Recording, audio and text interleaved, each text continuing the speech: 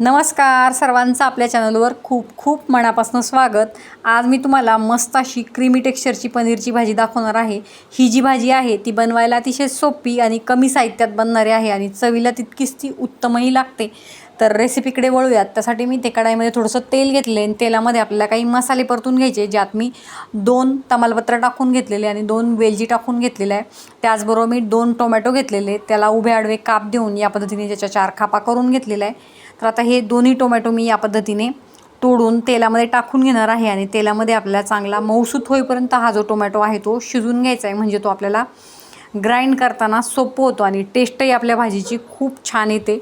आता बघा इथे टोमॅटो आणि तमालपत्र मी इथे छान असं तेलावर परतून घेतलेलं आहे। आता यात मी काजू टाकून घेतलेले आहे। काजू हे आपल्या रेसिपीमध्ये खूप इम्पॉर्टंट आहे, कारण त्याने आपल्या भाजीला दाटसरपणा तर येतोच, त्याचबरोबर मस्त असं क्रीमी टेक्स्चर काजूमुळे आपल्या भाजीला येतं आणि चवही अतिशय सुंदर अशी चव येते।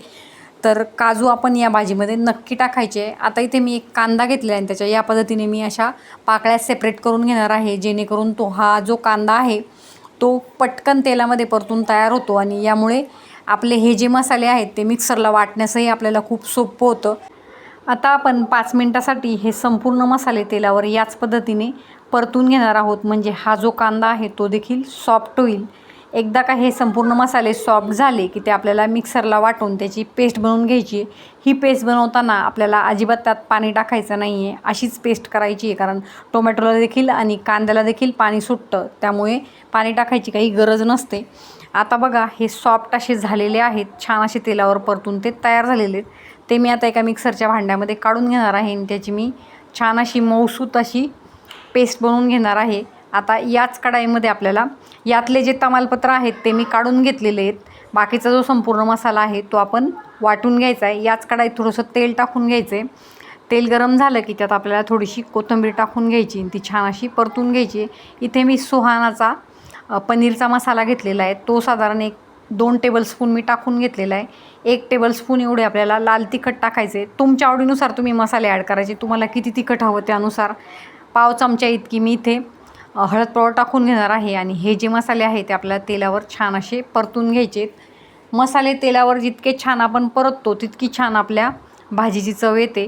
तर बघा आता हा जो मसाला आहे तो तेलामध्ये मी परतून घेतलेला आहे। आता आपण जो मसाला मिक्सरमध्ये वाटून घेतलेला होता तो मसाला आपल्याला यात टाकून घ्यायचा आहे आणि तो चांगला असा आपल्याला तेल सुटेपर्यंत या तेलामध्ये छान असा परतून घ्यायचा आहे। बघा किती छान असं स्मूथ टेक्स्चर काजूमुळे आपल्या भाजीला येतं।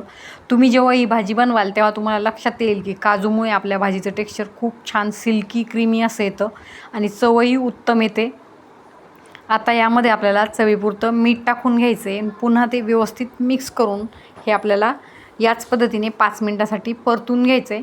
नंतर मी त्यात पनीर टाकून घेणार आहे। पनीर जे आहे ते तुम्हाला तेलावर फ्राय करून घ्यायचे असल्यास तुम्ही तसंही करू शकतात, किंवा मग तुम्ही डायरेक्टही वापरले तरी देखील या भाजीची चव खूप छान येते।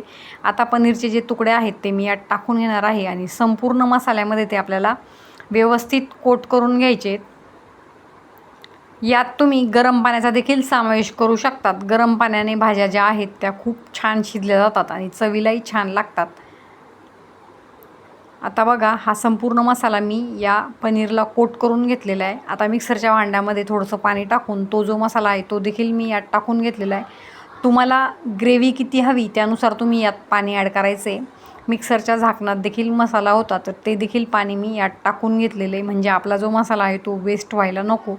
आता याला झाकण ठेवून आपण छान असं उकळी येऊन पनीर शिजेपर्यंत शिजून घेणार आहोत। बघा आपलं पनीर इथे 10 मिनिटामध्ये शिजून तयार झालेलं आहे। खूप छान असं सिल्की टेक्स्चर त्याला आलेलं आहे। रेसिपी बनवायला अतिशय सोपी आहे। तर मी आशा करते की तुम्ही ही रेसिपी नक्की बनवाल आणि मला कमेंटमध्ये देखील सांगाल की तुमची जी रेसिपी आहे ती कशी बनली।